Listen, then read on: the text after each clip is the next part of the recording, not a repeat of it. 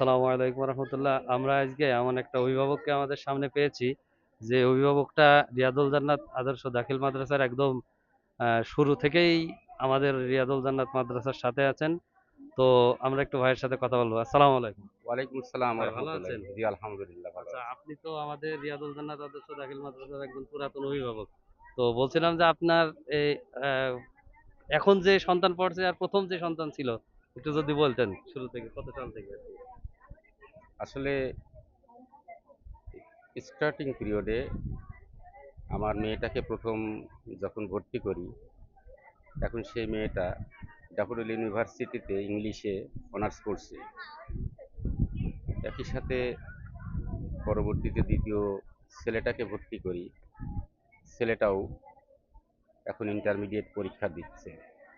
Last one class ফোরে যে মেয়েটা, ছোট্ট একটা মেয়ে, এখানেই পড়াশোনা করছে অলরেডি, আজকে পরীক্ষা দিচ্ছে।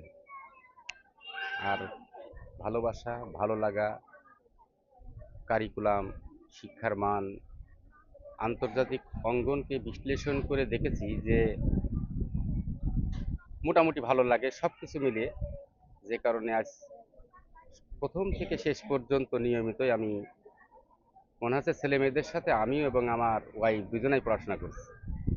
আর এই শিক্ষার পরিবেশ, শিক্ষকের যে একটা পরিবার, এই মাদ্রাসার বিশেষ করে অ্যাডমিনিস্ট্রেশন, প্রত্যেকটার কর্মকর্তা কর্মচারীদের সাথে এমন আত্মিক সম্পর্ক, যেদিন ছেড়ে যাব মনে হবে যে নিজের পরিবার থেকেই ছেড়ে যাচ্ছে।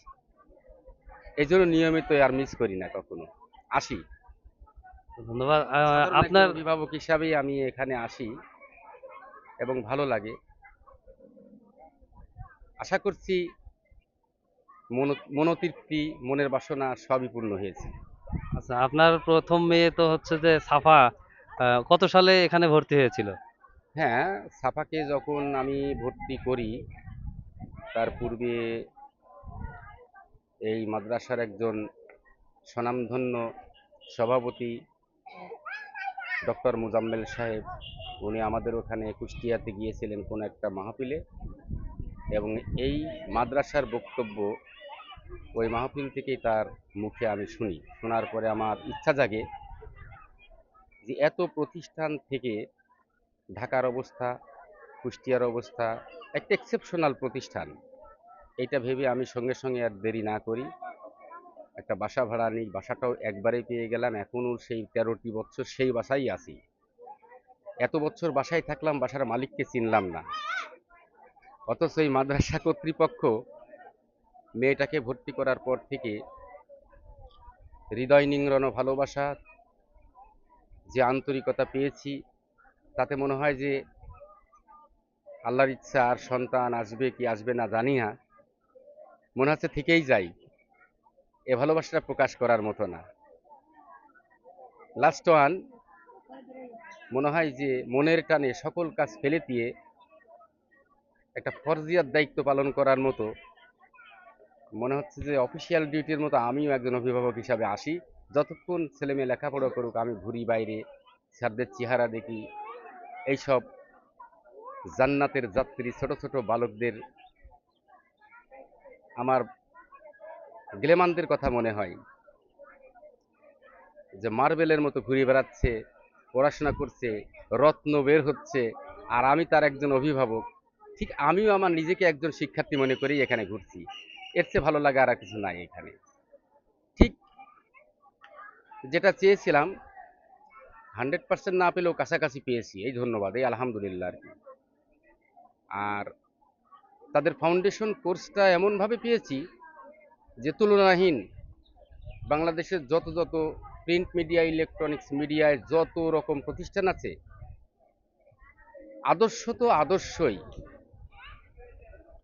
আর এই আদর্শ এখান থেকে যে ছেলেমেয়েরা ধারণ করে, তাতে আমার বুঝতে আর বাকি থাকে না পবিত্র কোরআনুল কারিমের সূরা আহজাবের 21 নম্বর আয়াত, লাকাদ কানা লাকুম ফি রাসূলিল্লাহি উসওয়াতুন হাসানা। আসলে ওই হাসানা পেতে হলে এখানকার আদর্শটা যে ধারণ করতে হবে। আমি বলি, মনে করি বাংলাদেশের একমাত্র এক্সেপশনাল প্রতিষ্ঠান আমি শিক্ষক বা শিক্ষার্থীদের মধ্যে বা প্রতিষ্ঠানের মধ্যে কোনো বিজনেসের কোনো ফাংশন পাইনি।